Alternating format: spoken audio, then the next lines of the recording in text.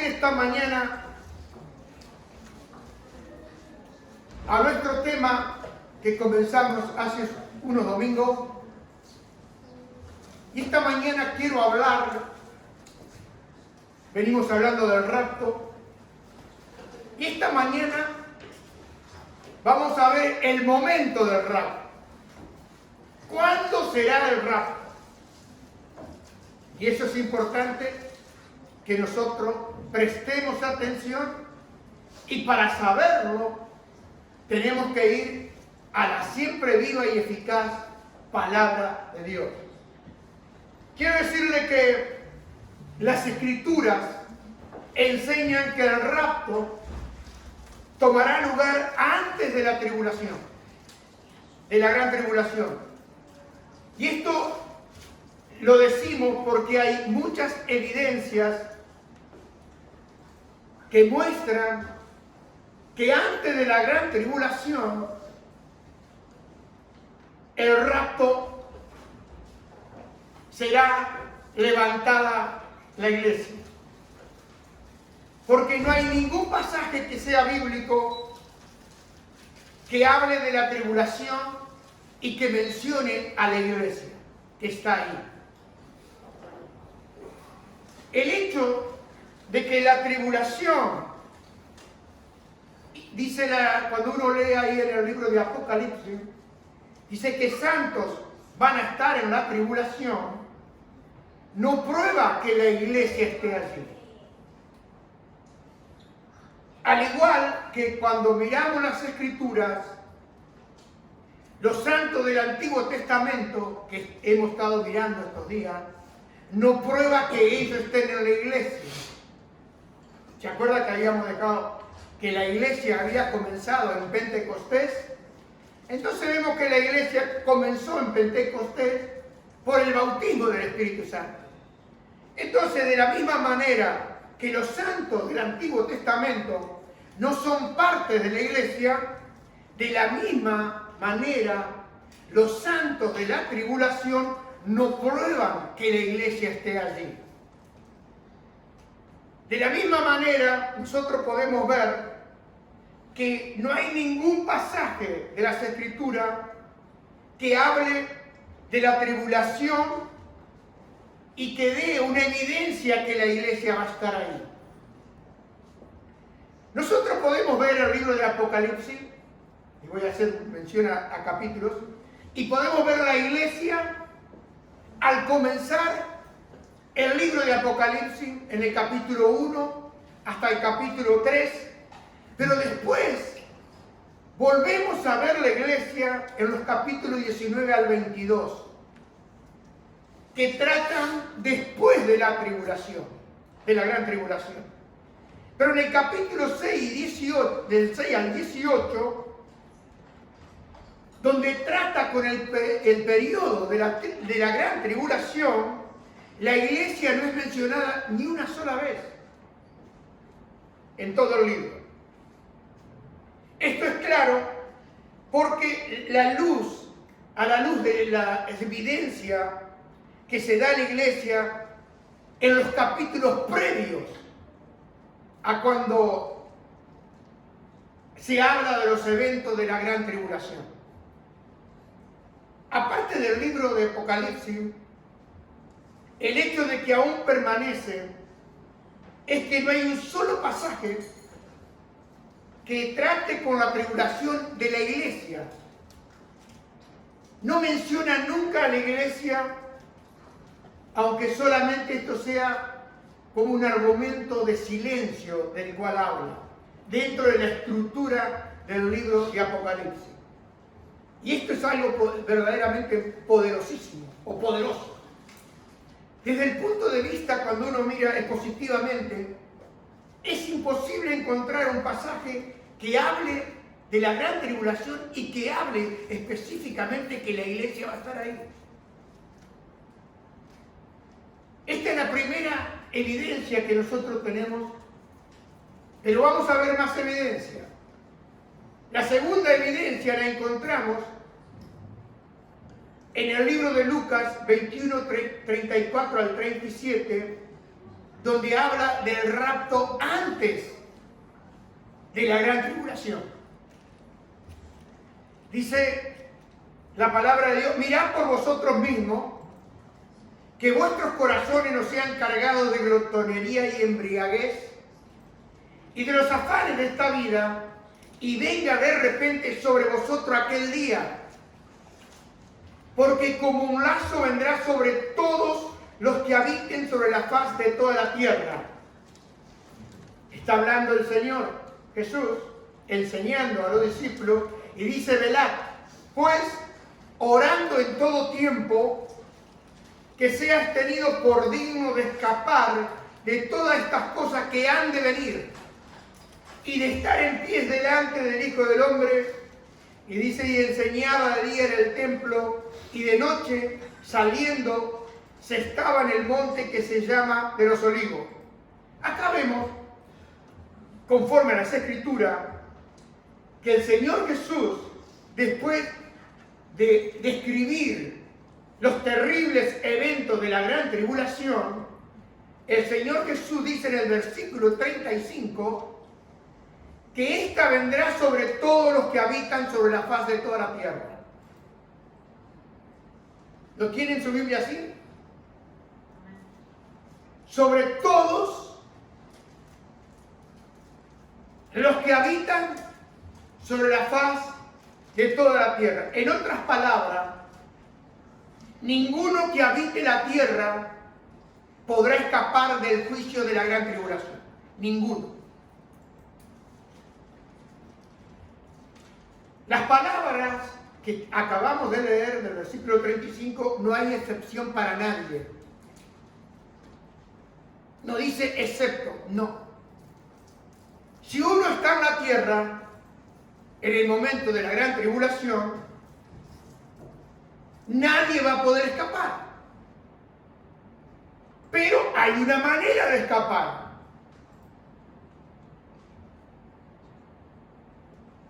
¿Cómo podemos escapar? Versículo 36. Es no permaneciendo en la tierra.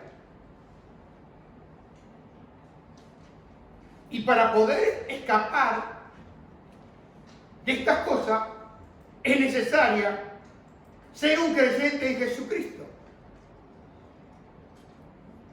Porque la única manera de escapar es estar en pie delante del Hijo de Dios. Y para poder escapar delante y estar en pie delante del Hijo de Dios, debe haber un lugar, y ese lugar es fuera de la tierra. ¿Lo va entendiendo? Es fuera. Eso es exactamente lo que pasa con el rapto. Como lo muestra Juan en 14:1, que lo vimos la semana pasada. Jesús dijo: no se turbe vuestro corazón, creéis en Dios, creéis también en mí.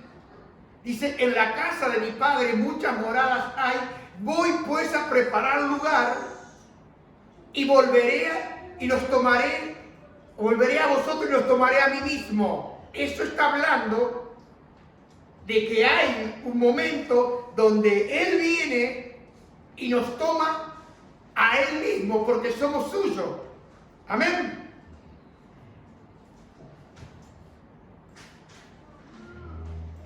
Vimos también la semana pasada en 1 Tesalonicenses, si usted quiere apuntarlo y verlo después en su casa, 1 Tesalonicenses capítulo 4, 13 al 18, vemos que los creyentes son arrebatados de la tierra para estar en pie delante del Hijo de Dios, el Hijo del Hombre.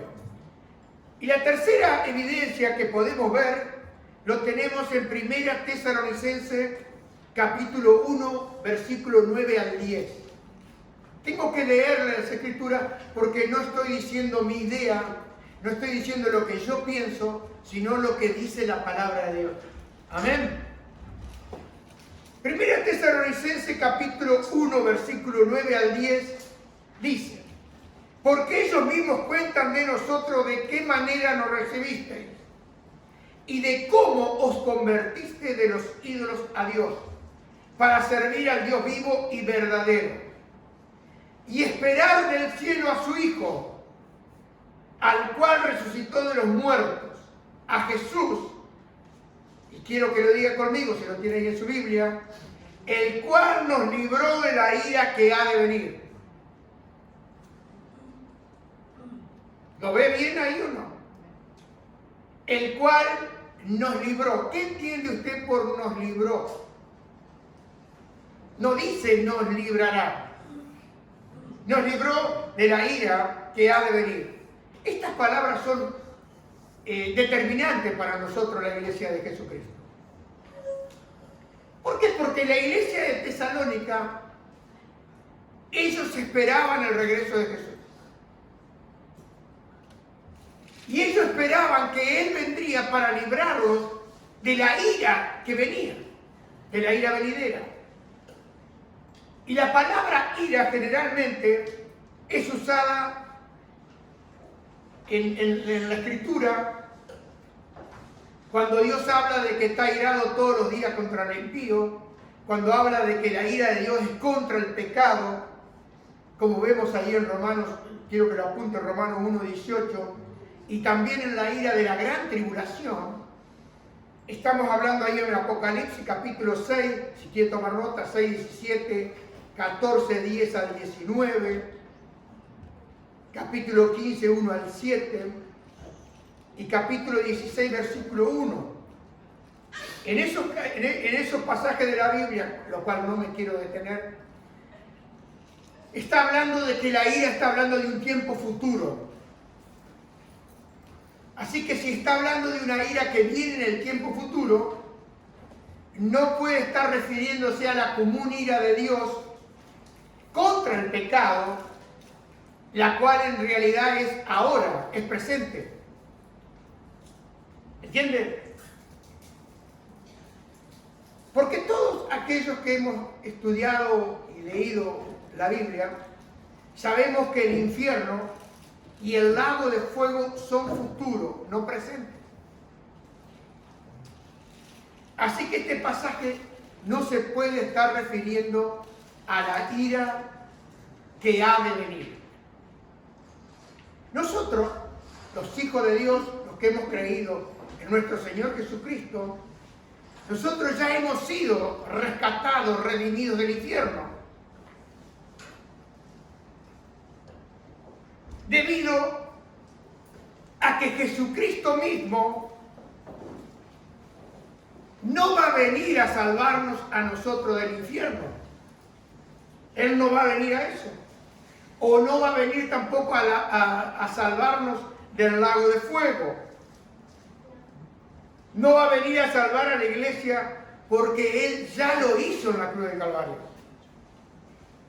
Preste atención a esto. La ira de la cual la iglesia será librada es la gran ira de la gran tribulación. Esa es la ira que los tesalonicenses estaban esperando de que Dios lo librara. ¿Por qué? Porque Pablo les había enseñado. Por eso surgieron las preguntas. El propósito específico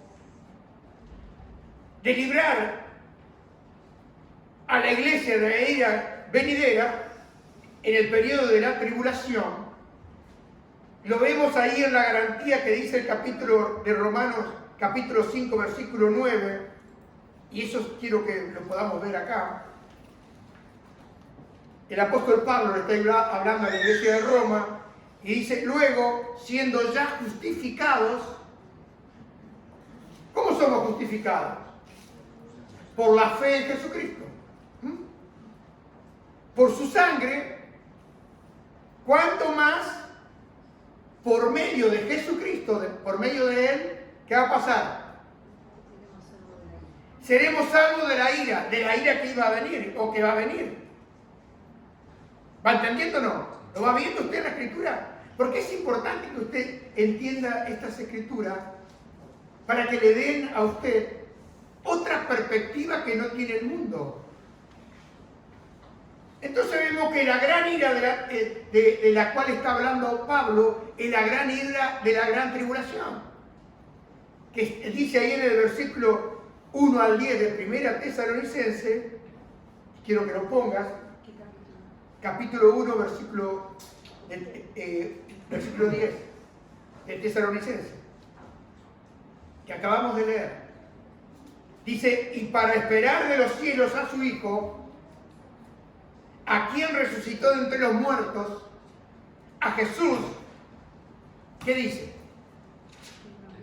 ¿Quién nos libra de la ira venidera?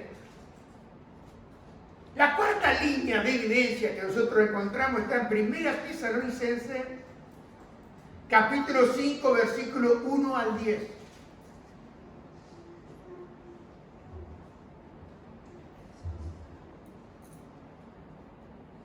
De acuerdo a las preguntas que le habían hecho en la iglesia de Tesalónica a Pablo, él dice, pero acerca de los tiempos y de los momentos, no tenéis necesidad, hermanos, de que yo os escriba.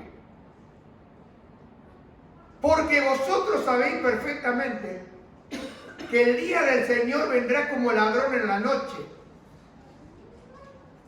Que cuando digan paz y seguridad, entonces vendrá sobre ellos destrucción repentina, como los dolores a la mujer que da luz. Y escúcheme, dice, y no escaparán. No escaparán. Pero acá habla la iglesia, Pablo. Mas vosotros, hermanos, no estáis en tinieblas para que aquel día os sorprenda como ladrón. Porque todos vosotros sois hijos de luz e hijos del día. No somos de la noche ni de las tinieblas. Por tanto, no durmamos como los demás. Antes velemos y seamos sobrios. Porque los que duermen, de noche duermen, y los que se embriagan, de noche se embriagan.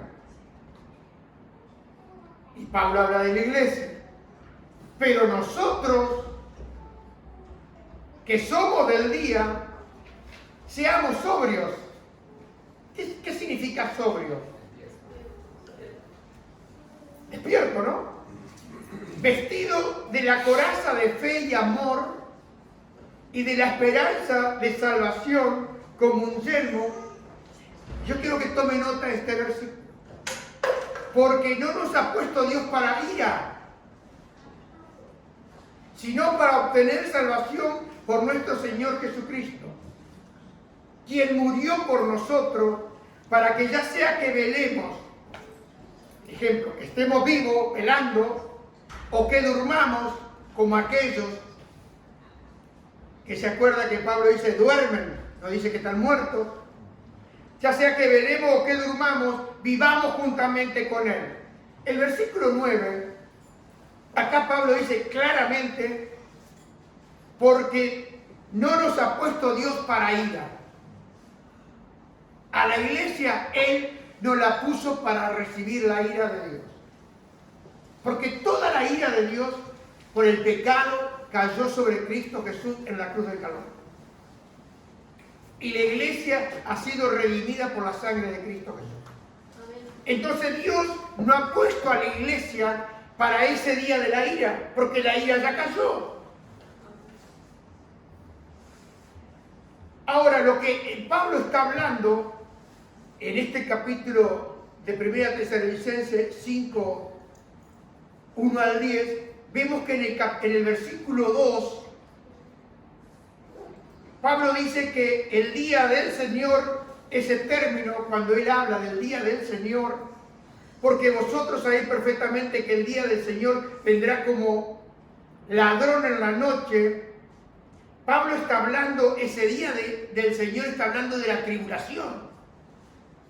Y dice que va a venir ese día de repente, que cuando digan paz y seguridad va a venir. ¿Me entienden?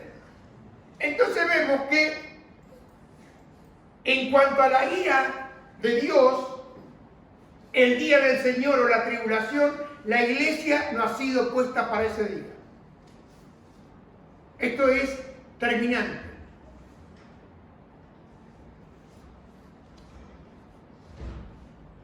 Cuando Pablo está hablando con los tesalonicenses en esa carta, que vimos el domingo pasado ahí en el capítulo 4, 13 al 18, ¿se acuerda que él les dijo que se consolaran con esas palabras de esperanza? Porque ellos no tenían y nosotros no tenemos la necesidad de pasar por el tiempo del día del Señor, por el día de la ira del Señor. Hay varias palabras en griego que dicen, que usan un contraste, porque Pablo venía hablando de un asunto y él rectifica otro asunto. Pero en el versículo 2, él dice que el día del Señor va a venir sobre un lazo, sobre todo el mundo entero, pero en el versículo 9 dice, pero está hablando específicamente que la iglesia no ha sido puesta para el día de la ira, sino que la iglesia ha sido puesta para obtener la salvación. El versículo 8 se refiere a la esperanza de salvación, yo quiero que lo mire bien. Pero nosotros somos del día, seamos sobrios, vestidos de la coraza de fe y amor y de la esperanza de salvación como un yelmo. Y ahí en el 9 dice, porque no nos ha puesto Dios para ira, sino para obtener salvación por nuestro Señor Jesucristo. El versículo 8 se refiere a la esperanza de salvación, a la esperanza de esa salvación futura, no presente. Porque la salvación presente, la salvación del alma, es instantánea en el momento que usted cree en Jesucristo. Entonces, la salvación futura de la cual Pablo está hablando de la redención del cuerpo del cual va a tomar lugar en el rapto. ¿Se acuerda que Pablo dijo que todos seríamos transformados? ¿Se acuerda que dijimos que este cuerpo de carne y sangre no puede entrar? Entonces, en el arrebatamiento va a haber una redención del cuerpo, porque ahora hemos sido redimidos en alma y en espíritu. Seremos redimidos espíritu, alma y cuerpo. ¿Ha quedado claro esto? Para no traernos confusión. Lo que nosotros necesitamos es la redención de este cuerpo. Y esa redención de este cuerpo, la palabra redención significa rescate, se produce en el momento del rapto. Que Pablo habló ahí en Primera de Corintios, dijo que todos seremos transformados en un abrir y cerrar de ojos, ¿se acuerdan? Muy bien, sigamos adelante. Cuando hablamos de la ira del Señor, tenemos que verlo ahí lo que dice en el libro de Sofonía, capítulo 1, 14 al 18.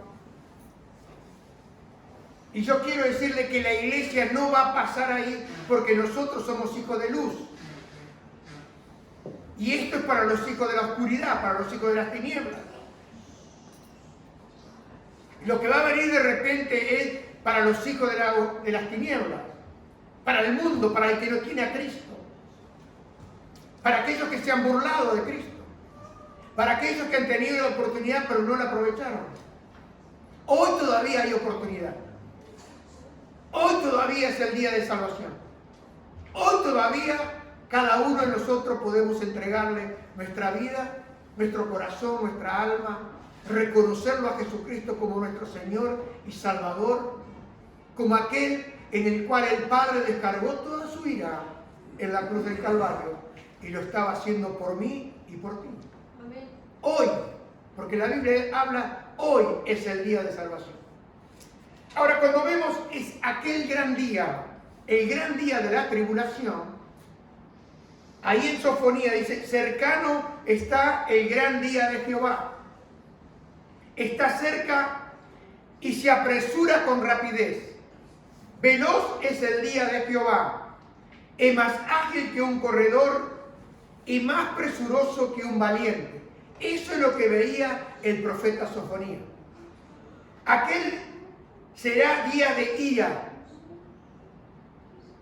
día de angustia y de aflicción, día de desolación y de devastación, día de tinieblas y de oscuridad, día de nublado y de densa neblina, día de toque de corneta y de griterío, sobre las ciudades fortificadas y sobre las torres altas. Yo traeré tribulación sobre los hombres y andarán como ciegos porque pecaron contra Jehová. La sangre de ellos será derramada como polvo y su carne como excremento. Y dice el versículo 18, ni su plata ni su oro podrás librarlo en el día de la ira de Jehová. Pues toda la tierra, escúcheme, toda la tierra será consumida con el fuego de su celo. Porque de cierto exterminará repentinamente a todos los habitantes de la tierra. Y otro capítulo para leer conforme al gran día de la ira del Señor, lo tenemos en Joel, capítulo 2, versículo 1 al 2 y versículo 10 al 11. No lo voy a leer, pero acá se refiere a ese periodo donde habrá densas tinieblas y oscuridad. El día del Señor es caracterizado por tinieblas que vendrán sobre los hijos de las tinieblas, no sobre los hijos de los creyentes, no sobre aquellos que creen en Jesús. Porque nosotros somos del día. Y el día del Señor no va a venir sobre nosotros la iglesia. La quinta evidencia de que estamos mirando estos versículos lo vemos en Apocalipsis capítulo 3, versículo 10.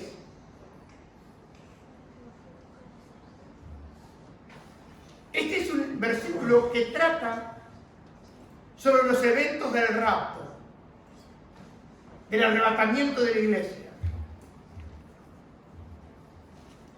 Y acá hay una palabra del Señor de promesa, porque yo quiero que usted sepa que los primeros 3 capítulos está hablando de la iglesia.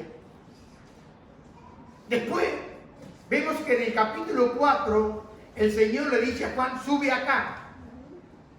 Si usted ha leído alguna vez el libro de Apocalipsis, dice, sube acá y te mostraré, porque cuando él comienza en el libro de Apocalipsis, él habla de las cosas que fueron, él habla de las cosas que son, y él habla de las cosas que han de venir. Y cuando habla de las cosas que han de venir, él le dice al apóstol Juan, sube acá. Entonces Juan se encuentra en el cielo, donde el Señor le muestra a él todo lo que iba a venir. ¿Va quedando claro? Porque no debemos confundir, debemos separar las cosas que fueron. Él se presenta y dice, yo soy el que estuve muerto, pero vivo. ¿Cierto? Dice, yo tengo las llaves de la muerte y del Hades. Después está hablando de lo que es. Se presentó a Juan. Pero las cosas que han de venir. Entonces vemos, acá hay una promesa en el capítulo 3, versículo 10. Dice, porque guardaste la palabra de mi paciencia. Y paciencia significa soportar bajo pruebas. Dice, yo también te guardaré a la hora de la prueba que ha de venir sobre todo el mundo habitado, para probar a los moradores de la tierra. Estamos mirando que lo que dice el libro de Lucas, que el Señor estaba hablando, dice que no escapará nadie en toda la tierra. Lo leímos, ¿no? Dice, vendrá como repentinamente y no escaparán. Y vimos que la única manera de poder escapar es en el rapto. La iglesia de Cristo. Le pregunto, ¿usted dejaría a su novia?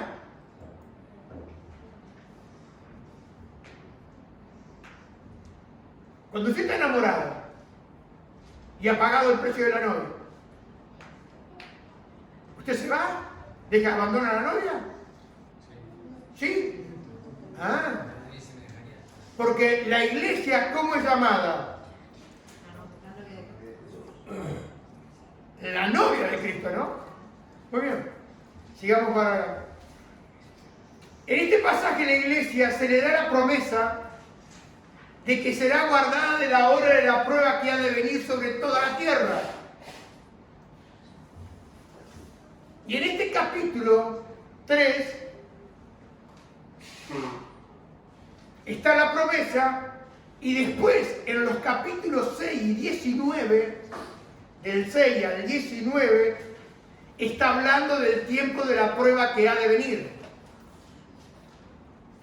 Y ese es el tiempo de la cual la iglesia será guardada, esa prueba. No solamente de esa prueba, sino del tiempo de esa prueba. Porque una cosa es que venga el Señor y estamos en medio de la tribulación y Él viene ahí, pero si estamos en medio de la tribulación no puede haber un tiempo de paz. Estamos en tiempo de guerra, de tribulación. Entonces vemos que para que sea posible este versículo, el cumplimiento de esta promesa del Señor, y yo le digo que todas las promesas de Él se cumplan. Para que esta promesa que el Señor nos da, de que la iglesia va a ser guardada de la hora de la prueba, ¿qué necesitamos? Necesitamos el rapto. Necesitamos ser arrebatados antes de que acontezca la gran tribulación. ¿Y usted dice dónde dice eso? Y lo dice la Biblia.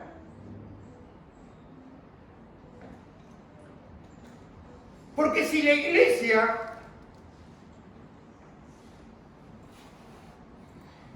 será guardada durante la tribulación, entonces algo está mal. En este capítulo 3, versículo 10. Porque en la tribulación, santos van a ser muertos. Y van a ser muertos en gran escala.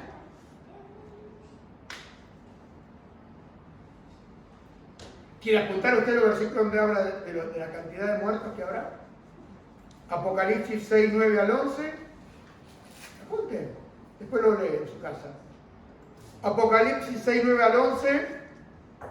Apocalipsis capítulo 11, versículo 7. Apocalipsis capítulo 12, 11.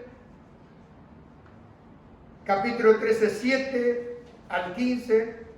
14.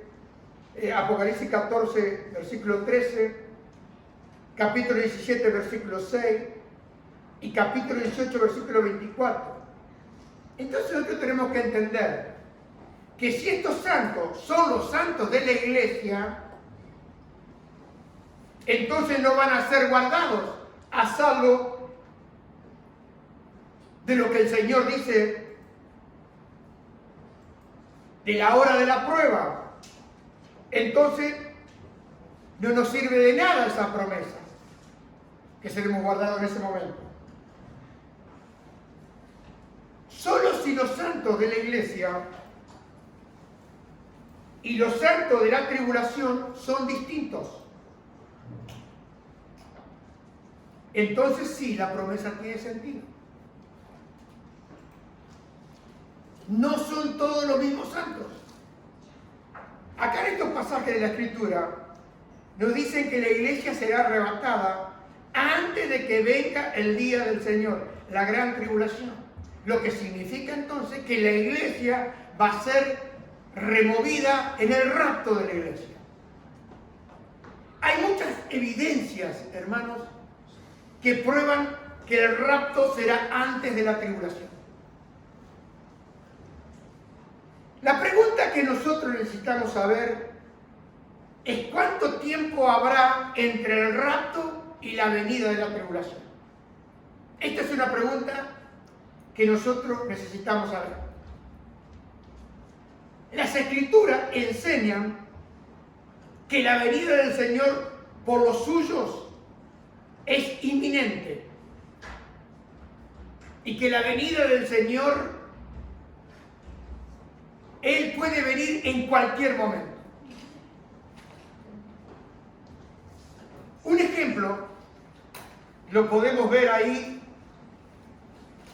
en Juan 21, capítulo 21, 20 al 23. Después que Jesús resucitó, se presentó a sus discípulos ahí en la costa donde les preparó el desayuno a los discípulos que habían ido a pescar. Y dice el versículo 20 del capítulo 21, Pedro dio vuelta y vio que le seguía el discípulo a quien Jesús amaba, hablando de Juan. Fue el mismo que se recostó sobre su pecho en la cena y le dijo, Señor, ¿quién es el que te ha de entregar? Así que al verlo, Pedro le dijo a Jesús, Señor, ¿y qué de este? Pedro quería saber qué iba a pasar con Juan. Jesús le dijo, escúcheme bien, si yo quiero que él quede hasta que yo venga, ¿qué tiene esto que ver contigo? Tú sígueme. Así que el dicho se difundió entre los hermanos de que aquel discípulo no habría de morir. Hablando de Juan. Pero Jesús no le dijo que no moriría, sino si yo quiero que él quede hasta que yo venga, ¿qué tiene que ver eso contigo? En Romanos capítulo 13, versículo 11 a 12, de la cual habla de la relación del cuerpo, y es vista como algo que está muy cercano, el apóstol Pablo le dice a la iglesia de Roma, haced esto conociendo el tiempo, que ya es hora de despertarnos del sueño, porque ahora la salvación está más cercana de nosotros que cuando creímos. La noche está muy avanzada y el día está cercano. Despojémonos, pues, de las obras de las tinieblas y vistámonos con las armas de la luz. La salvación acá, de la cual Pablo está hablando, debe ser vista como una salvación futura, que es no la salvación del alma, porque la salvación que aquí está hablando el apóstol Pablo es una salvación futura. Cada día que va pasando nos va trayendo a cada uno de los que hemos creído en Jesucristo en el tiempo del rapto que es inminente para la iglesia de Cristo. Ya ellos hace 2000 años estaban esperando. Pero usted tiene que recordar que para el Señor un día es como 1000 años y 1000 años como un día. Porque Él habita en la eternidad. Ahora, por causa de la inminente venida de Jesús, acá el apóstol Pablo le dice a la iglesia de Roma, y nos dice a nosotros esta mañana, que despertemos del sueño. Un hermano nos contaba que había tenido un sueño, que el Señor le despierta. Despierten del sueño. ¿Para qué vamos a despertar del sueño? Para vivir de acuerdo a la posición que tenemos como hijos de luz. Porque no somos de las tinieblas, somos hijos de Dios, de Dios. Somos hijos de luz. El apóstol Santiago, ahí en el capítulo 5, versículos 7 al 9, Santiago en ese momento, ellos veían como algo inminente la venida del Señor. Y yo quiero decirle, hermano, que lo que ha guardado a la iglesia en todos los tiempos ha sido la esperanza de la venida de Cristo para llevarnos y para llevarnos a estar con Él. Cuando la iglesia pierde de vista todo esto, la iglesia entra en un libertinaje, empieza a vivir conforme al mundo, como estamos viendo hoy en día, La palabra no es importante. Lo importante es que nos sintamos bien, que todas las cosas vayan bien. Pero ellos en aquel tiempo ya esperaban la venida inminente del Señor. Y el apóstol Santiago dice, por lo tanto, hermanos, tened paciencia hasta la venida del Señor. He aquí, el labrador espera el precioso fruto de la tierra, aguardándolo con paciencia hasta que reciba las lluvias tempranas y tardías. Tened también vosotros paciencia, afirmad vuestros corazones, porque la venida del Señor está cerca. Hermanos, no murmuréis unos contra otros, para que no seáis condenados. He aquí, el juez ya está a las puertas.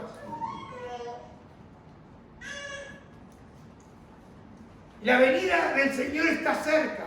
El juez ya está a la puerta. La aparición de Jesús, de nuestro Señor Jesucristo, es vista en las Escrituras como algo inminente. Y vemos ahí en las palabras finales del libro de Apocalipsis 22, 20, también apuntan a la inminencia de la venida del Señor. Está hablando el Señor Jesús. Dice, el que da testimonio de estas cosas dice, ciertamente vengo en breve. Amén. Así sea. Ven, Señor Jesús. Yo recuerdo ya en el año 88, en medio de un tremendo mover de Dios, el cual vino el Espíritu Santo sobre toda la iglesia, y yo recuerdo escuchar a muchos hermanos bajo el poder del Espíritu Santo diciendo, vengo pronto, vengo pronto. Siempre que el Espíritu Santo habla a través de aquellos sus hijos, siempre dice pronto. Cuando vemos ese pronto, esa inminencia de la venida del Señor, nosotros tenemos que hacernos una pregunta. ¿Cuándo ocurrirá el rapto? ¿En qué momento va a venir el rapto? ¿O va a ocurrir el rapto? Y lo primero que quiero decirle a la iglesia es que el rapto viene antes de la gran tribulación. Eso es lo primero. ¿Por qué? Porque la tribulación comienza cuando se firme el pacto de los 7 años.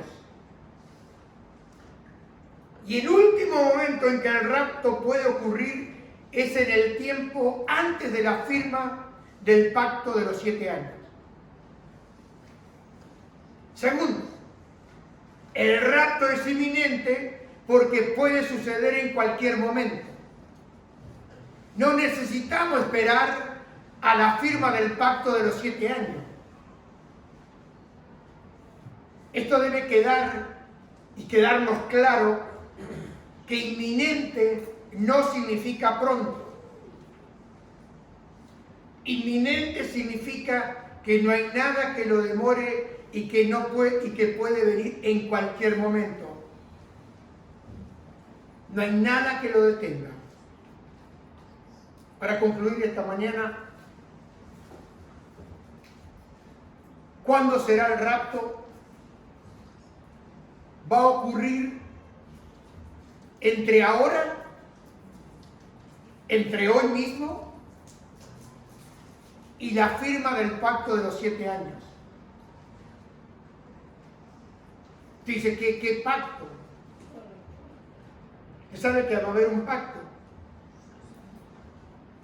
con el anticristo. Eso se lo voy a dejar para otro día. Pero van a firmar, entonces vendrá, y cuando se firme el pacto, ahí se va a desatar la gran tribulación. Significa que el tiempo durante el cual el rapto puede ocurrir es en cualquier momento entre ahora mismo y la firma del pacto de los 7 años. Por tanto, la iglesia quizás no alcance a ver esos eventos. O quizás ya no miraremos más eventos. Porque la relación que hay entre el pacto y la tribulación debe ser clara. El rapto es antes de la tribulación. Pero el rapto no va a iniciar la tribulación. No la inicia. ¿Entienden? No la inicia. El rapto simplemente va a venir en algún tiempo antes de la firma del pacto, que será la firma del pacto del pueblo judío con el anticristo. Donde estamos hablando, se llama la semana 70 del libro de Daniel. ¿Se acuerdan? Por eso siempre tenemos que estudiar Apocalipsis con el libro de Daniel. Entonces ahí hay una firma de un pacto. Y Apocalipsis habla de eso. Entonces lo que nosotros debemos saber, que el rapto puede venir hoy o a lo sumo antes de que se firme el pacto del pueblo de Israel. Porque ahí dirán paz y seguridad y vendrá la destrucción de repente.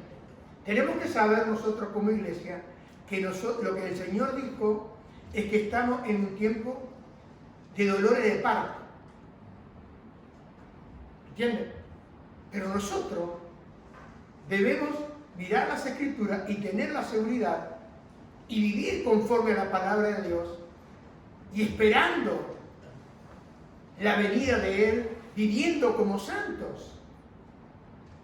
Dice que debemos despertar, que no debemos andar en tinieblas, que no debemos enredarnos.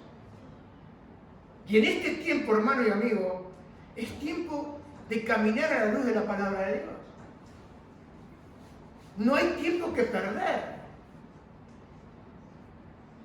No podemos hacer proyecciones años de acá si no sabemos qué va a pasar.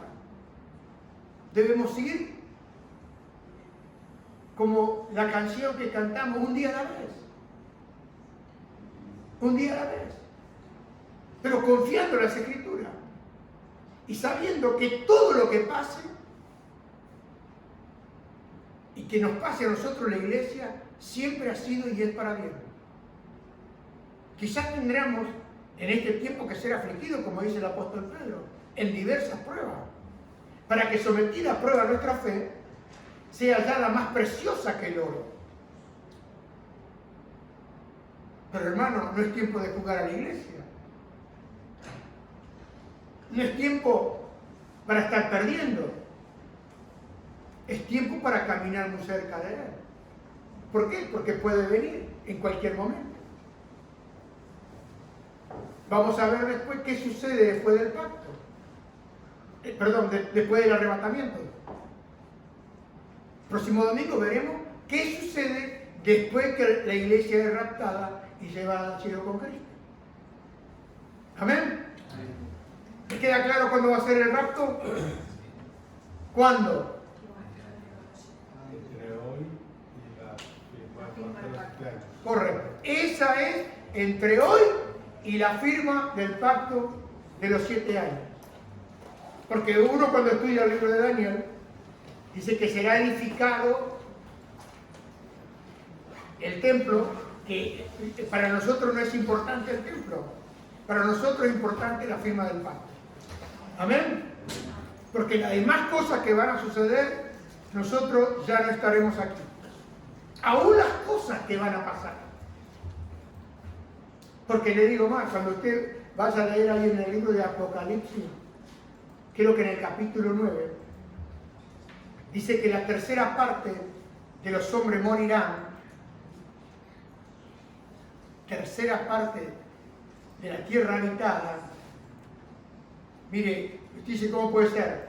Y hermano, una bomba atómica en un momento, ojiva nuclear en un momento, ¿cuántos pueden morir?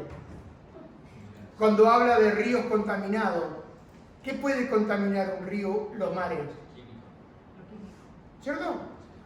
Quiere decir que cuando uno empieza a hilar más fino, yo no quiero dejar acá, pero les quiero decir que todo lo que está escrito en la Biblia, así va a suceder. Así va a suceder. Si Él dice que Él nos ha librado de la ira venidera, es porque ya lo ha hecho. Y si dice que viene una ira sobre aquellos que viven en oscuridad y que viene sobre el mundo entero habitado, esa ira va a venir. Pero hay un momento, hay una salida, solamente entregando nuestra vida al Señor Jesucristo y viviendo conforme a la palabra de Dios. No con cara de santos, sino viviendo como santos. Porque nosotros, poner cara de santos, ¿sabes cuántas veces la paramos? Pero lo importante es que vivamos como santos. Por eso la Escritura dice, despierta tú que duermes y te va a alumbrar el Señor. Así que hermano, deje de perder tiempo, deje de darle vuelta al asunto. Y aún esta mañana, si usted está caminando lejos, dígale, Señor, perdóname. Perdóname, Señor. Y dele gracias por darle una nueva oportunidad para creer y confiar en Él. Porque los días que vienen son días muy difíciles.